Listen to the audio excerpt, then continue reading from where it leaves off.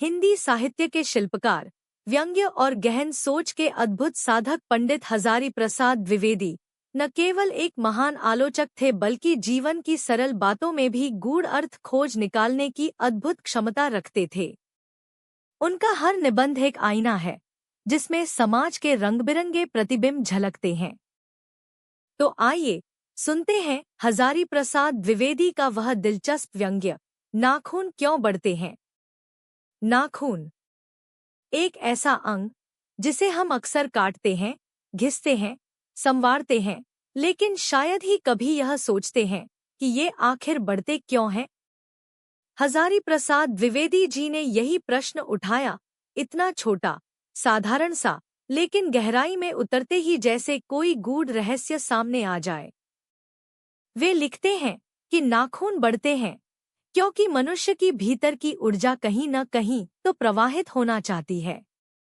नाखून केवल शरीर का विस्तार नहीं, वे उस मानसिक बेचैनी के प्रतीक हैं जो व्यक्ति को भीतर से खोखला करती रहती है।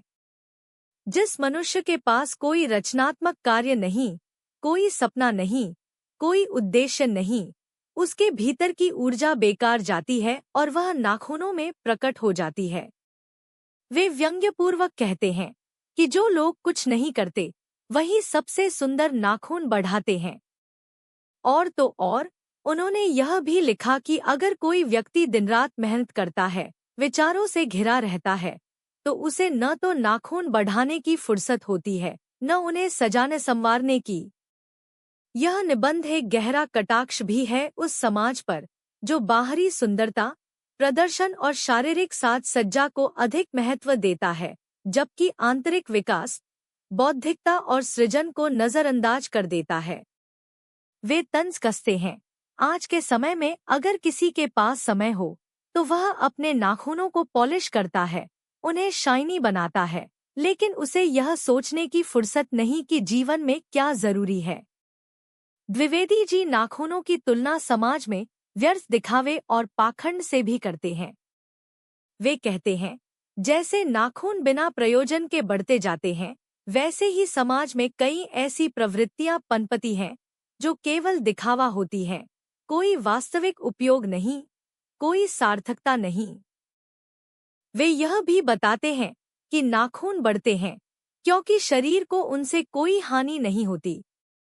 इसी प्रकार समाज में अनेक रूढ़ियां और अनावश्यक परंपराएं इसलिए जीवित रहती हैं क्योंकि उनसे तत्काल कोई हानि नहीं होती, लेकिन धीरे धीरे वे मानसिक विकास को रोकती हैं।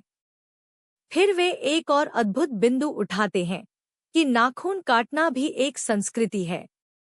समय समय पर उन्हें काटना, स्वच्छ रखना, यह दिखाता है कि मनुष्य सजग है, वह अपने आप से, अपने परिवेश से जुड़ा हुआ है।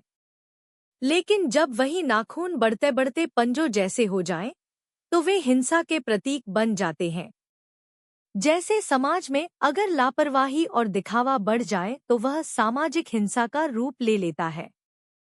यह व्यंग्य भले ही नाखून पर केंद्रित हो, लेकिन उसका हर वाक्य, हर दृष्टांत मनुष्य की जड़ता, उसकी बौद्धिक सुस्ती और समाज की सतही समझ को आड़े हाथों लेता है। हजारी प्रसाद द्विवेदी यही तो करना जानते थे, एक हंसी की ओट में गहरा दर्शन, एक व्यंग्य में संपूर्ण विचारधारा। अगर ये कहानी आपको पसंद आई हो तो इसे लाइक करें, दोस्तों के साथ शेयर करें और हमारे चैनल हिंदी ज्ञान सागर को जरूर सब्सक्राइब करें।